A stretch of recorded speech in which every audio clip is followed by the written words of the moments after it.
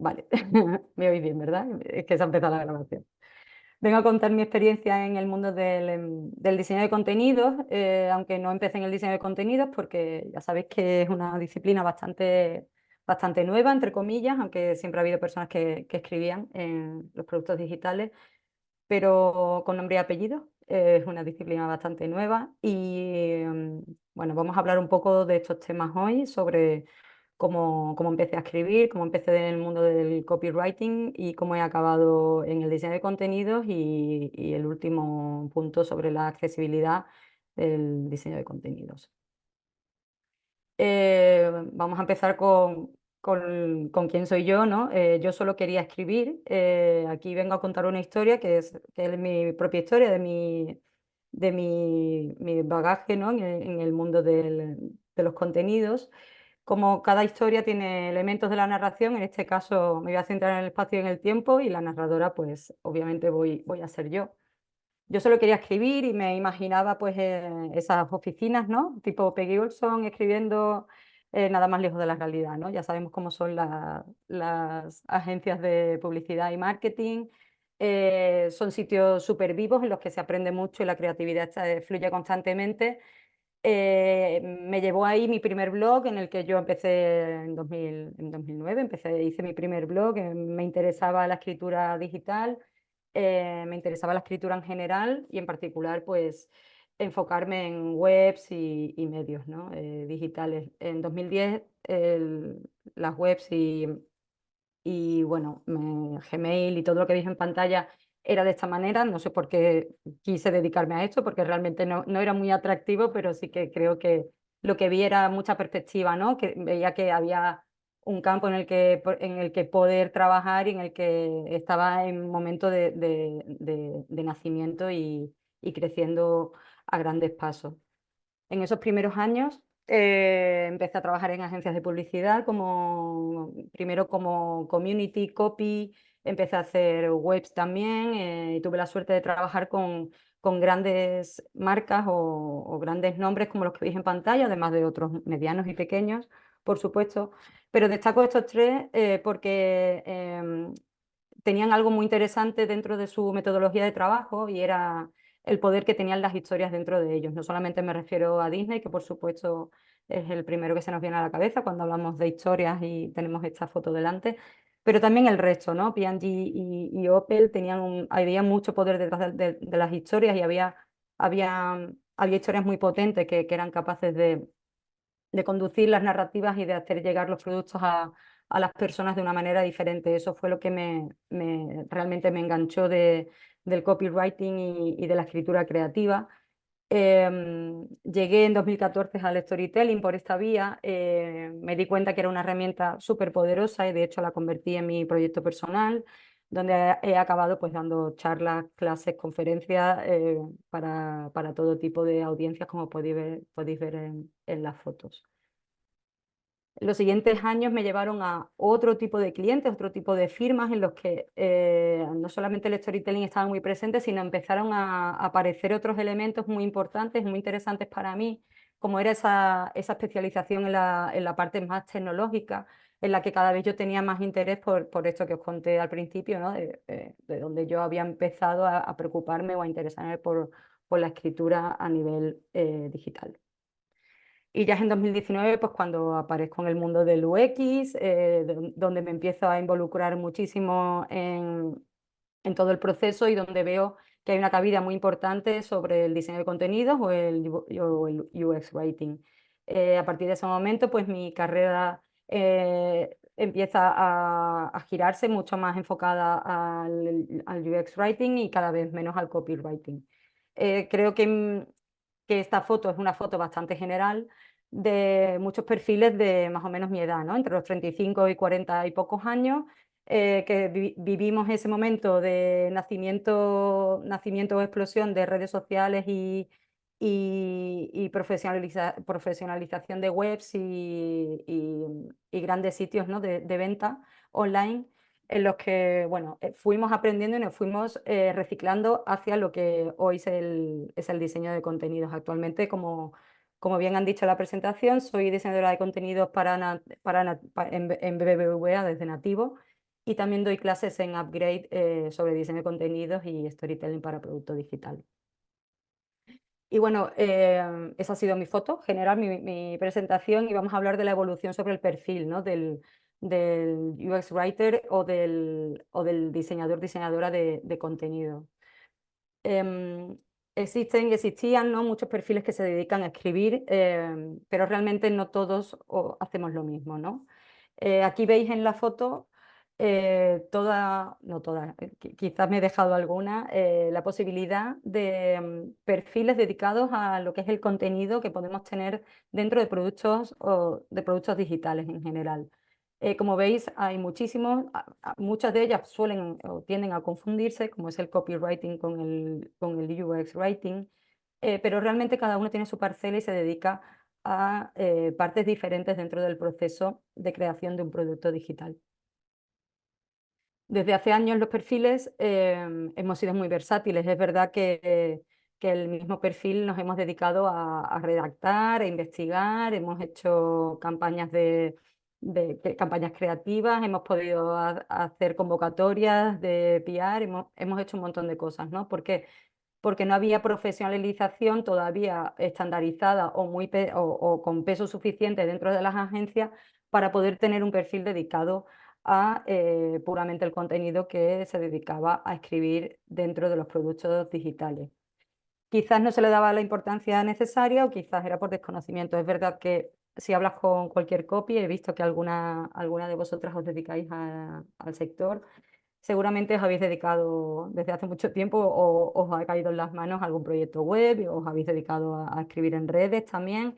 Al final es verdad que somos perfiles que hemos sido muy versátiles, pero es cierto que en cada una de esas parcelas nosotros actuamos de forma diferente, igual que el diseño actúa de forma diferente para diseñar un mail o para diseñar un...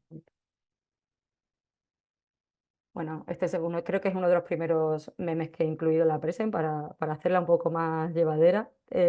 Somos un poco esos olvidados del equipo de diseño. Aquí quiero hacer hincapié en que siempre se pregunta, ¿no? Es lo mismo UX Writer que diseñador o diseñadora de contenidos? Bueno, hay ciertos matices, hay ciertas personas que prefieren el UX delante y hay otras personas que prefieren el diseño. Yo personalmente me da igual, pero prefiero el diseño delante. ¿Por qué? Porque eso nos une más al diseño, ¿no? Al equipo de diseño en el que nosotros y nosotras tenemos que estar dentro, ¿no? Involucradas. Por lo tanto, por eso prefiero usar diseñadora de contenidos, pues para que la foto mental directamente, al escuchar la disciplina, nos lleve a ese equipo al que nosotros pertenecemos y nosotras. Vamos a hacer una foto un poco de la evolución del perfil, como os decía. En 1991 es cuando surge la primera web de la historia. Ahí veis al creador. Pero sin embargo, no es hasta 2013 cuando YouTube contrata al primer perfil enfocado en diseño de contenidos. Han pasado muchísimo tiempo, casi 2 décadas, entre esas dos fechas en las que las interfaces no eran consideradas lo suficientemente importantes para ponerlos en manos de expertos, ¿no? ¿Qué pasaba? Pues se le daba mucho más importancia a cómo funcionaban las cosas, después empezaron a darle la importancia a qué aspecto tenían las cosas, y el último paso ha sido qué dicen las cosas, ¿no? Entonces, ¿quién escribía todos los textos de esas webs que hemos visto anteriormente? Pues o ingenieros, programadoras, diseñadoras, cualquier persona, ¿no?, que pasaba por allí, pues se encargaba de ponerle texto, o sí que quizás había personas que se dedicaban al contenido, pero no había una especialización o era la típica frase de ponme un texto aquí, ¿no? Que la habremos escuchado, o las personas, ya digo, que nos dedicamos a los contenidos, seguro que hemos escuchado esa frase muchísimas veces.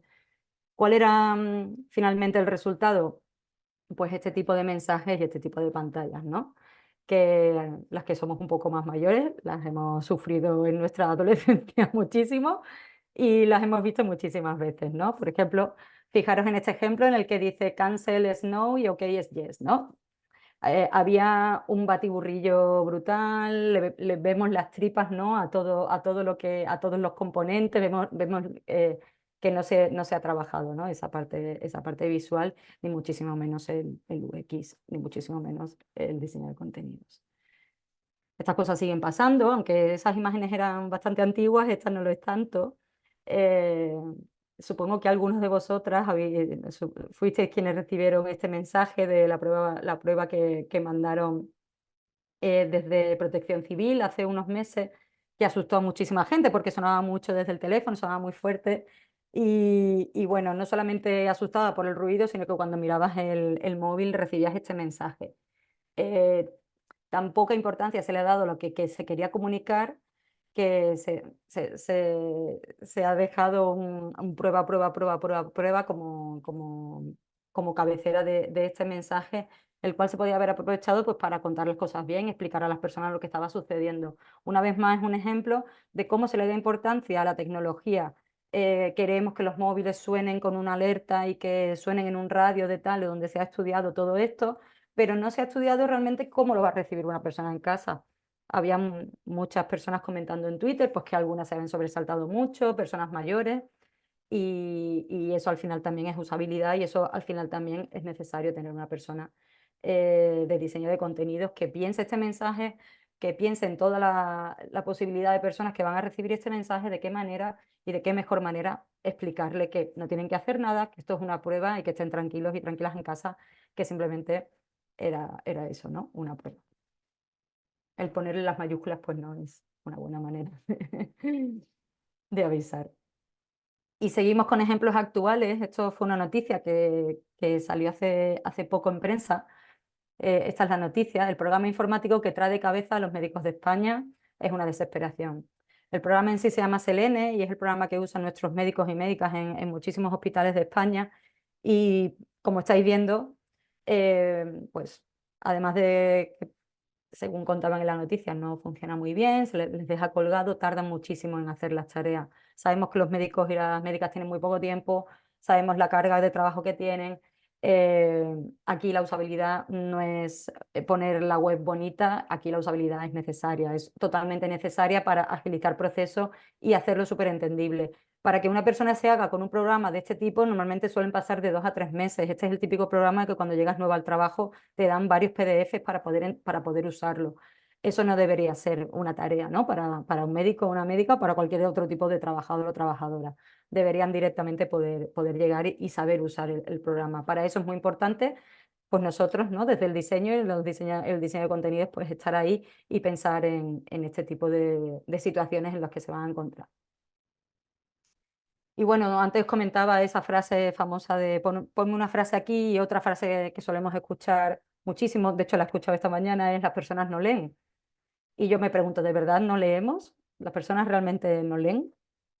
Vamos a ver algunos ejemplos que se hicieron algunos se hicieron virales, como fue este, se hizo bastante viral porque alguien lo subió a Twitter y corrió como la pólvora. Todas las mañanas yo estoy en desplazamiento mientras tengo alguna reunión por situación familiar y vemos cómo Google Meet cambia su aspecto cuando nota que estás en movimiento, ¿no?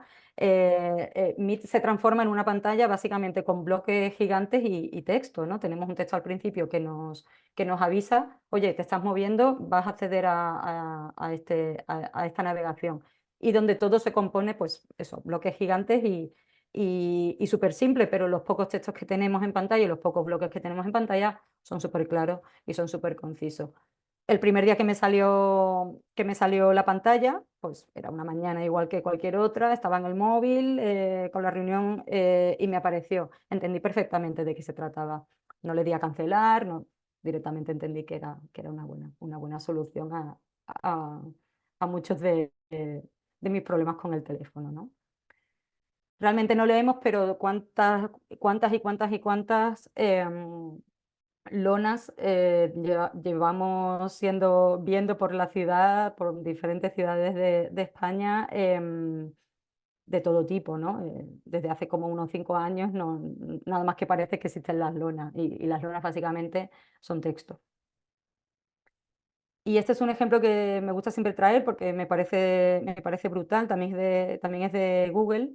Lo encontréis en el libro de Parnofielo, de UX Writing en español, es un libro que os recomiendo desde ya si os interesa el tema. Bueno, como veis es Gmail sin texto, ¿no? Parece que no leemos, pero realmente hay mucho texto, ¿no? En todas las pantallas que recibimos y que usamos a diario.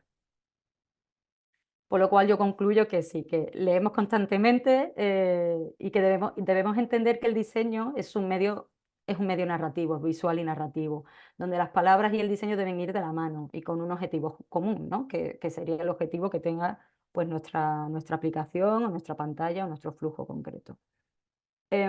Por ejemplo, un objetivo común sería hacer que la cuenta, al pagar una cuenta en un bar, en un restaurante, pues sea mucho más sencillo, ¿no? Aquí tenemos una pantalla súper sencilla que ha dado solución a uno de los grandes problemas cuando vas a pagar, ¿no? ¿Quién paga, quién paga, quién le hace el bizum a quién? O quién se encarga de pagar lo tuyo y de tu pareja, ¿no? Bueno, pues esta aplicación nos permite pagar la cuenta directamente desde la carta. También puedes pagar en efectivo o con el datáfono si lo prefieres, pero te dejan pagarlo desde tu propio móvil. Y cada persona pues paga la cantidad, ¿no? Aquí, como veis, los mensajes son súper claros, el diseño también es súper claro, solamente hay un botón, no hay mucha opción a equívocos. Podían haber hecho una división parcial por comensales, eso hubiera sido una evolución chula de esta pantalla, ¿no? Si sabes que son 6, pues haberte puesto 12 o 14, lo que toque por cabeza.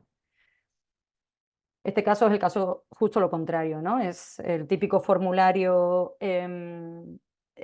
gubernamental en el que tenemos que firmar que hemos recibido la típica notificación del gobierno y, bueno, para terminar, te dice formulario validado correctamente, para continuar pulsa el botón firmar datos, ¿no?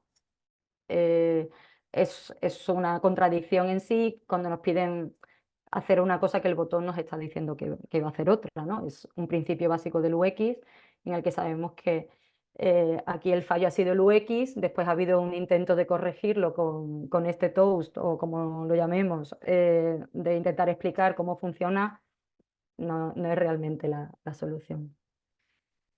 Y otro buen ejemplo sería la aplicación de Little Thai, de la casa, las comidas para llevar, de tipo tailandés, que desde su web te permiten no solamente poner ingredientes, sino también quitar. Eso da unas respuestas a muchísimas personas, por ejemplo, alérgicos o personas o niños, ¿no? Que no les suelen gustar algunos alimentos y nos facilitan, ¿no? Nos facilitan la vida y nos facilitan pedir la comida sin tener que mandar una nota aparte, perdona, soy alérgico, ten cuidado con que no tenga huevo o lo que sea, ¿no? Esto da una solución muy buena, me parece un ejemplo muy chulo. Además, hay una cosa que normalmente no solemos repetir, ¿no? El sin es una cosa que no solemos repetirlo por carga cognitiva, ¿no? Sin embargo, en este caso sí que está muy bien traído. ¿Por qué? Porque estamos haciendo algo que es bastante novedoso, que es quitar y no poner alimentos y si nosotros solamente viéramos arriba en el quieres quitar un ingrediente, eh, la posibilidad de quitar directamente cebollas, champiñones podría dar pie a errores, ¿no? A entender que lo voy a poner porque no he leído bien el titular, porque el sin me gustó mucho y por eso os lo he traído. Bueno, vamos a hacer un pequeño juego, un pequeño parón de la present y os voy a pedir que escribáis por el chat respuestas a esta pregunta, ¿vale? Las chicas me lo van a ir diciendo para no tener que salir de la present y poder verlo con vosotros. Os voy a preguntar cuántas frases creéis que tiene la primera parte de Harry Potter, la primera novela, La piedra filosofal. A ver si puedo yo verlo desde aquí. Ah, sí me ¿Frases a deja. qué te refieres? Frases. De diario. Érase una vez Ah, un vale. chico que vivía en una casa. La Una de frase. punto a punto. Muy bien. 5 millones, de punto a punto, sí. 5 millones, 1 millón. Sí, todo el libro. 10 millones. Pues no sé cuántas hojas tiene, no es un libro muy grande. Lo tengo yo aquí. Ah, mira, ¿cuántas tiene? 250. Ujú. 3 millones, dice María. ¿Vale? Esa es la porra definitiva. 200.000, 4.000, 4.000. 7 millones. Vale, gracias por contestar. No habéis acertado, lo siento, no habéis ganado el premio de hoy. La primera parte, a ver si me deja pasar. La primera parte. ¡Ay! No me lo ha saltado. Vale, la primera parte de Harry Potter tiene 6.600 frases. Esto responde a un principio muy básico. Cuando nosotros leemos en un medio diferente, por ejemplo, un libro, pensamos, al recibir solo contenido, estamos pensando que estamos leyendo muchísimo contenido. Y eso me lleva a la siguiente frase, que ya os he dado, o a la siguiente pregunta, ya os he dado una pequeña pista. ¿Cuántas frases creéis que tiene la interfaz de Dropbox? Frases, de nuevo, con un punto o una unidad de texto que puede ser un botón. 10, 20, 15. Depende si queremos contar con el archivo de términos y condiciones. Ahí se puede complicar la cosa. Todo. Tú cuenta toda la interfaz, todo lo que es Dropbox. 15, 20, 25, pero si os he dado una pista. Bueno, 360, venga. Sara se acerca. 5.500, vale. 75. Vale, pues tiene 27.000 frases. No las he contado, no me lo he inventado yo. Este es un hilo que se hizo bastante famoso en el sector, en el que se hacía esta comparación. Si miramos solamente la primera pantalla de Dropbox, hay más de 120 frases o unidades, ¿no? Hasta donde yo he cortado, después esta landing o la primera pantalla que recibimos es mucho más larga. Tiene muchísimo menú, es un menú larguísimo el que tiene esta web. Es una de las webs, creo que tiene como muchísimo texto y muchísimas cosas que leer. Sin embargo, nosotros no recibimos ese input, ¿no? Recibimos que estamos leyendo poco a poco, prácticamente nada, 20 frases hay prácticamente en esta parte solamente de la web, ¿no? En la parte superior que estamos viendo del Descubre que destaca. ¿Y por qué? ¿Por qué sucede esto? Porque el diseño y el contenido van unidos, van de la mano y esto nos favorece la experiencia, ¿no? Finalmente. Bueno, ahora voy a hablar sobre estas diferencias, ¿no? Que os comentaba al principio sobre el mundo del copy y el diseño de contenidos, que, como os decía, no es lo mismo. Puede parecer igual, pero no es lo mismo. Aquí tenemos una imagen que refleja muy bien esas grandes diferencias, ¿no? Del copy al UX Writing o el diseño de contenidos. El copy es un perfil de publicidad, como hemos comentado también antes, y marketing. Nosotros no, nosotros los diseñadores de contenidos somos un perfil de diseño de producto. Los copies pueden trabajar solos, sin interactuar con el equipo. Yo he sido copy, como os he dicho, mucho tiempo y he trabajado como freelance muchísimo tiempo y yo trabajaba desde casa con equipos de todo el mundo, eh, sin necesidad de más que un buen brief en el que yo pudiera entender todo y lo presentaba, ¿no? Al deadline que se me marcara. Como diseñadora de contenidos ese trabajo es imposible. Yo necesito muchísimo contexto, necesito hablar con mis compañeros y con mis compañeras. Una vez que mi diseño con el resto del equipo está terminado, viene la siguiente fase, que serían los fronts. Ellos tienen muchas preguntas que vienen para mí o para mis compañeros del resto del equipo de diseño, por lo cual es muy difícil, prácticamente imposible que un diseñador, una diseñadora de producto trabaje aislado o de forma sola, ¿no? Y por último, la gran diferencia sería pues, que el copy lo que hace es atraer y persuadir y nosotros como diseñadoras de contenido lo que hacemos es guiar al usuario, ¿no? Mediante palabras sencillas. No solamente ponemos las palabras, sino también podemos pelotear con el diseñador o la diseñadora, pues si nos parece mejor que hayan ese botón o que este botón esté apoyado por otro mensaje o qué te parecería si metemos aquí una modal de X cosas, ¿no? Nosotros usamos no solamente las palabras, sino también todos los elementos que podemos tener de mano del diseño pues, para generar una pantalla que tenga consistencia. Por eso es interesante que estemos desde el principio en los procesos. Eso lo veremos un poco adelante. Como os decía, el copywriting crea textos envolventes y seductores y los diseñadores, diseñadoras de productos hacemos una guía para los usuarios. Aquí tenemos un ejemplo. A ver, un segundín, que me está tapando. Vale. Aquí tenemos un ejemplo de Apple. Tenemos claro que estamos en la pantalla, en una de las pantallas principales de la web. Y la diferencia entre el copy y el UX writing la tenemos aquí claramente. El ojo al dato, ojito, es un texto que persuade, que nos gusta, que nos llama la atención, como vemos el móvil en primer plano, donde no hay otra carga cognitiva más que el móvil y el texto, pero nosotros nos tenemos que encargar de tener claro que aquí las personas vienen para ver el producto, pero también para comprar, ¿no? Y ¿cuánto cuesta esto? Sería la pregunta primera que seguramente se hagan todas las personas que llegan a la pantalla, por lo cual está muy bien, ¿no? Que el botón principal que se nos destaca sea el ver precios. Los UX writers o content designers diseñamos, ¿no? Con narrativa y contexto. Como hemos visto, interfaces digitales visuales, también de voz y sí, también hacemos los chatbots. Tiene sentido pensar que si estamos recibiendo una skill de los asistentes, de cualquiera del asistente de voz que tengamos en casa, no quiero decirlo porque tengo aquí, se va a entender. Tiene sentido que haya una persona en esos equipos que tenga en cuenta la narrativa que va a tener el producto. De hecho, hay pocos productos que sean tan narrativos como son las skills, ¿no? Hay muchos asistentes que ya tienen pantalla o que incluso podemos usarlo desde el teléfono, pero el core fundamental de las skills es la voz, ¿no?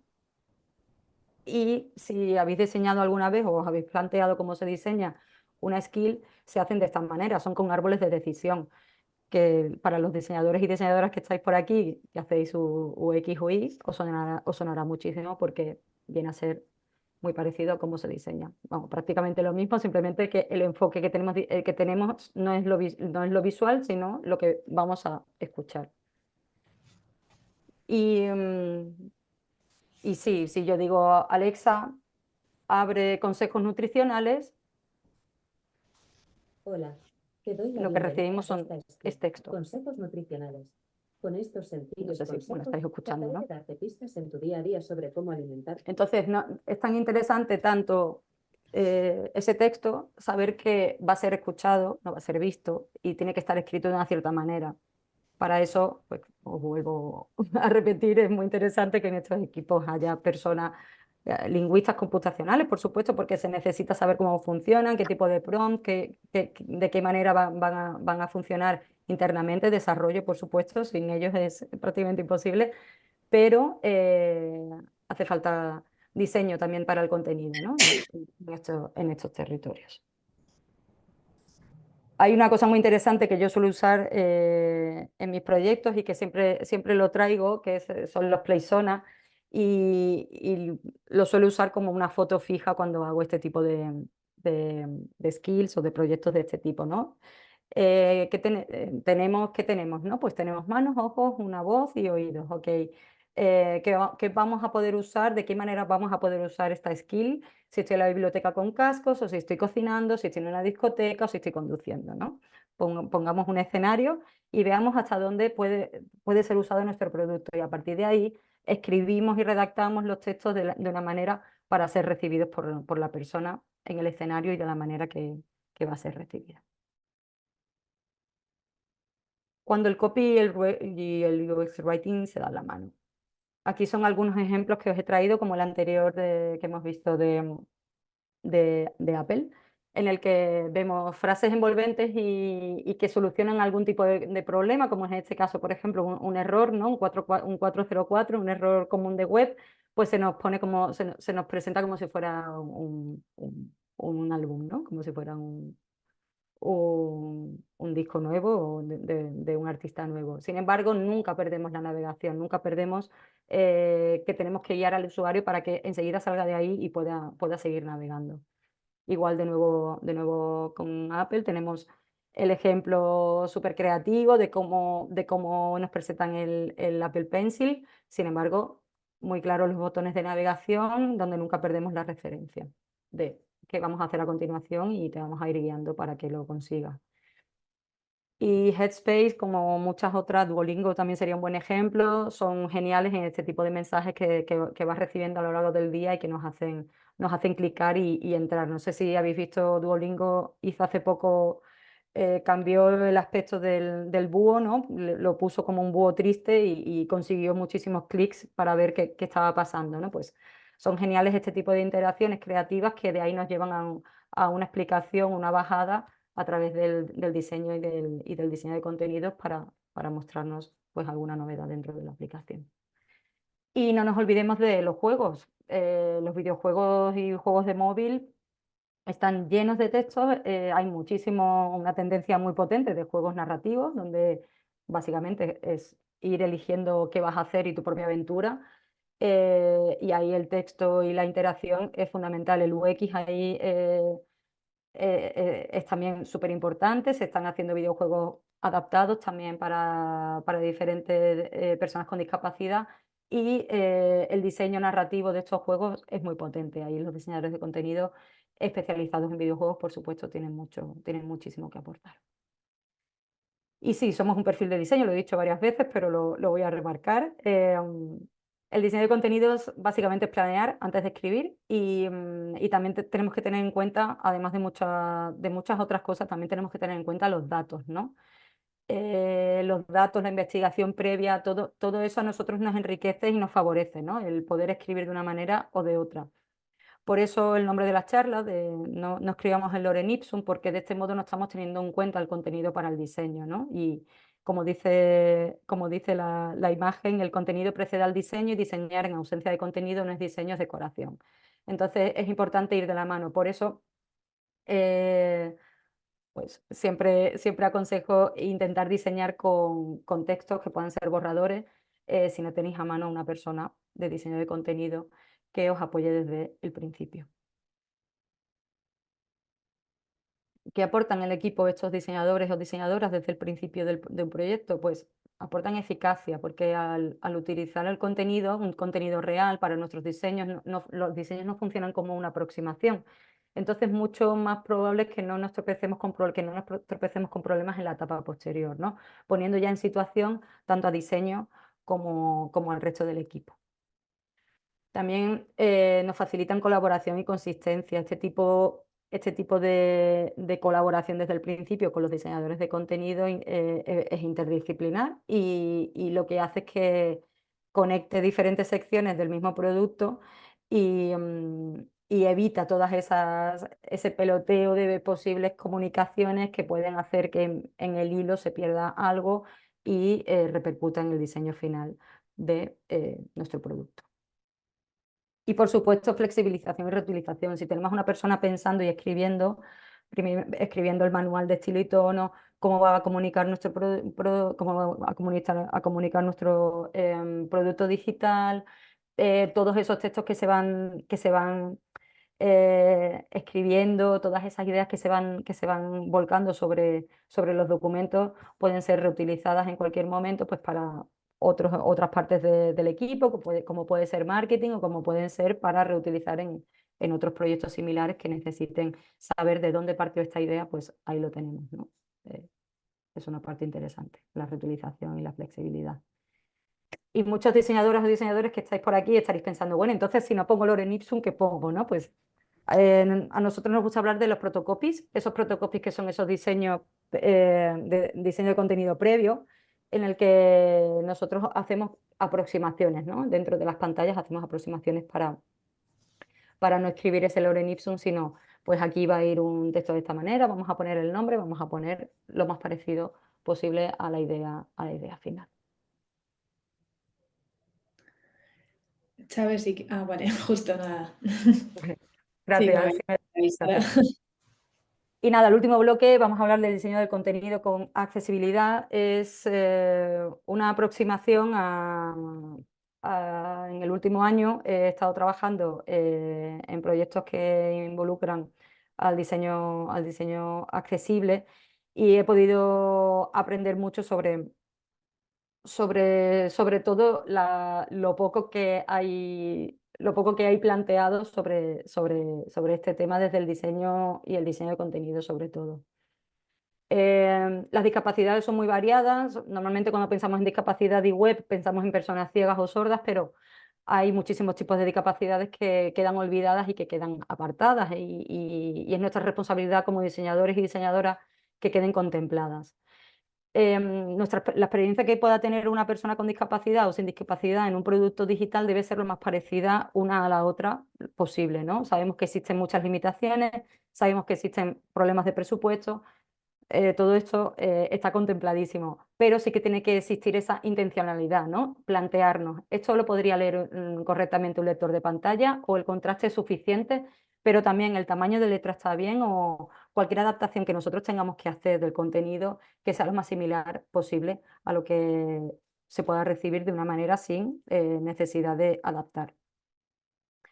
Este artículo me hizo pensar mucho, y os lo dejo por aquí para que lo busquéis porque es súper interesante.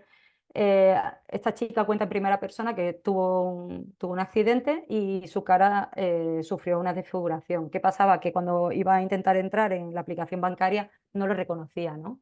Y le decía el mensaje, tu cara no ha sido reconocida. Una persona que acaba de tener un accidente de este tipo realmente lo último que quiere es que su teléfono le recuerde que, no que ni ella misma podría seguramente reconocerse, ¿no? Es interesante de nuevo traer el Playzona porque antes estábamos hablando de circunstancias, pero ahora también estamos hablando de circunstancias que son temporales o situacionales, ¿no? Como vemos en la diapositiva, hay discapacidades que son permanentes, pues puedes tener solo un brazo o ser una persona ciega, pero también pueden ser situacionales, que es justo lo que hablamos anteriormente, ¿no? Entonces, tener focus para todo este tipo de personas y de situaciones es súper complicado, pero sí que es interesante poderlo tener en cuenta y tener el focus, intentando acercarnos lo más posible a que nuestro producto sea que lo puedan usar el número de personas posible. Os traigo ahora 8 consejos para este diseño de contenidos accesibles. Son pinceladas solamente, teníamos poco tiempo y, bueno, vamos a resumirlo lo máximo posible. El primer consejo o el primer tip sería escribir alternativas de texto que sean significativas, es decir, de nada me sirve de escribir una imagen si esa imagen realmente no aporta nada al uso que hacen las personas, por ejemplo, ciegas con los lectores de pantalla. Si tenéis la oportunidad de ver cómo se usa un lector de pantalla para personas ciegas, os lo recomiendo porque es una experiencia que os cambiará la visión, nunca mejor dicho, de cómo esas personas reciben el producto digital.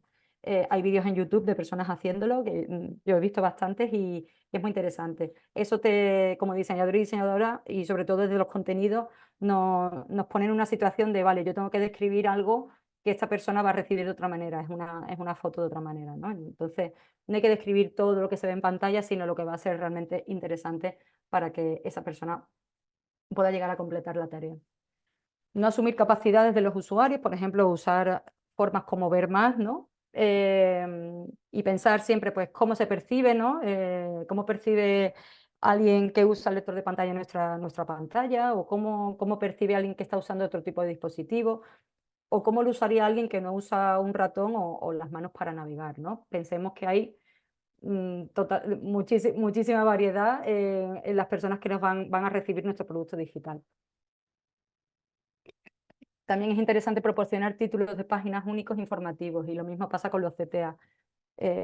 Ese saber más, saber más, saber más, típico en 3 bloques, es un uso extendido.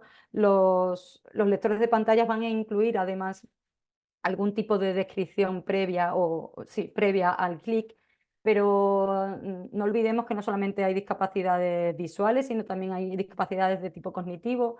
Habrá personas que al leer esos 3 botones piensan que quizás esos 3 botones nos van a llevar al mismo lugar, pueden llegar a pensar eso. Entonces, intentemos ser más descriptivas y que esos botones, además de tener el diseño correcto y estar en el lugar correcto y ser lo más clicables posibles por el lugar en el que los colocamos, que también digan digan las palabras correctas, ¿no? Y lo mismo pasa pues, con las pestañas. Si hay varias pestañas iguales, pueden generar confusión. Desde un lector de pantalla estás leyendo la misma información, no sabes si son cosas diferentes o no y puede generar bastante confusión. Hacer que el texto sea que el texto y el enlace sean significativos, pues ese clic aquí es mejor que sea descriptivo, ¿no?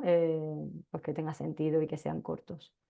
Usar encabezados para transmitir un significado y estructura, ¿no? Pues intentar que esos encabezados tengan etiquetas, que contengan el título de sección y que esa información y que tenga relación con lo que va a suceder a continuación. También proporcionar instrucciones claras, ¿no? Evitar el lenguaje técnico innecesario y evitar que se complique un proceso sencillo, por ejemplo, con una nomenclatura que una persona a lo mejor con discapacidad intelectual no pueda llegar a entenderlo, ¿no? Ser mucho más conciso y más claro para que para todos sea mucho más fácil. Mantener el contenido claro y conciso, pues este es un ejemplo justo de BBVA en el que el contenido está claro, puedes usarlo, puedes escucharlo de muchas maneras, nos dice cuánto dura ese contenido, eso también es muy interesante para muchas personas evitar el desconcierto de cuánto va a durar esto, me agobio, no le doy al clic, pues. Y por último, por supuesto, usar las palabras correctas. Estamos en un entorno comprando entradas para la ópera y vemos entradas para discapacitados. Pues deberemos ya haber superado esta parte, ¿no? En la que a las personas se les llaman personas primero y no hay que poner el discapacitados antes del personas porque ya sabemos que es un mal uso y que bueno, hay que intentar llegar al máximo número de personas y sobre todo si las personas se están sintiendo eh, bueno, que el lenguaje no les está representando, seguramente perdamos ahí un clic y seguramente no vuelvan. Así que esto ha sido todo por mi parte. Muchas gracias por escucharme y ahora si queréis hacemos una pequeña ronda de preguntas.